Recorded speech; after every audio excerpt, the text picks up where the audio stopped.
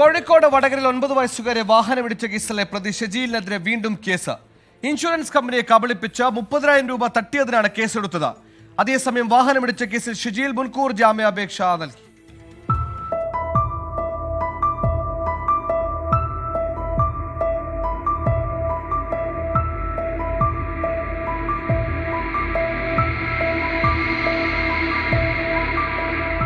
ഒൻപത് വയസ്സുകാരിയെ കോമയിലാക്കിയ അപകട വിവരം മറച്ചുവെച്ചായിരുന്നു പുറമേരി സ്വദേശി ഷെജീൽ ഇൻഷുറൻസ് കമ്പനിയെ സമീപിച്ചത്.